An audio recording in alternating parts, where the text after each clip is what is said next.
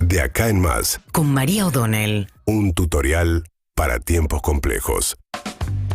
Bueno, el frío es un problema que se cuela en las escuelas y provoca lo que provoca cuando la infraestructura, a pesar de todo este tiempo de pandemia, no está preparada. Es un problema para el gobierno porque lo obliga a anticipar también gastos que tienen que ver con la importación de energía, en un momento en el cual, como sabemos, la guerra en Ucrania está haciendo que los costos se incrementen significativamente. Y esa es una de las explicaciones, pero no la única,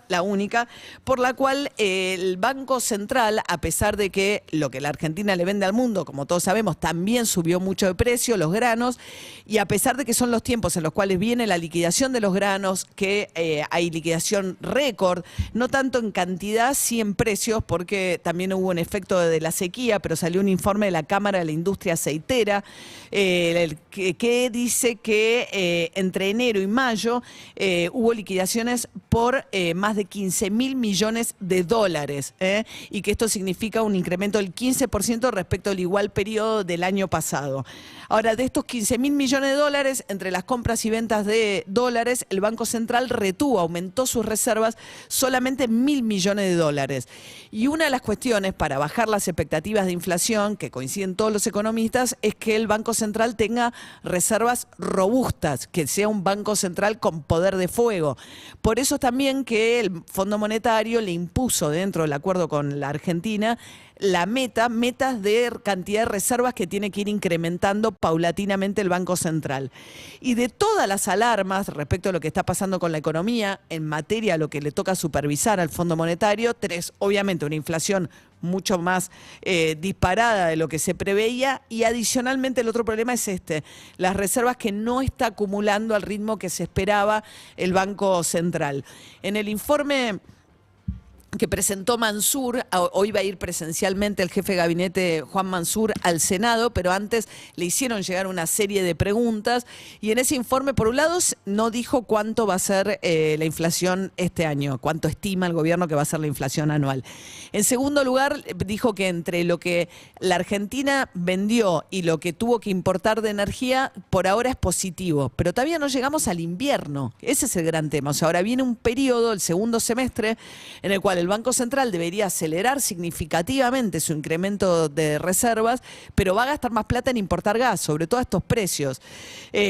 Todavía, además, el gobierno, hay cosas de administración de gobierno que no se entienden, porque uno podría, Alberto Fernández, atribuirle muchas cuestiones a la interna, a las peleas, pero hay demoras, sobre todo en áreas tan importantes como energía, que son inexplicables. De un lado no sale la segmentación todavía, supuestamente, para bajar el peso del creciente de los subsidios en el déficit. Martín Guzmán viene diciendo hay gente que no tiene por qué recibir un peso de subsidio de gas o de electricidad. Habían prometido la famosa segmentación, estamos ya transitando los primeros fríos, se supone que esta semana va a salir. Y hay mucho ruido también porque el titular del Energas, hay una nota interesante hoy en el diario La Nación, Federico Bernal, llamó a una nueva audiencia, aunque ya se implementaron la suba de tarifa generalizada para todo el mundo. Después que hubo una audiencia, supuestamente hay un antecedente de la Corte Suprema que requirió una nueva audiencia. Entonces Bernal dice, yo aprobé los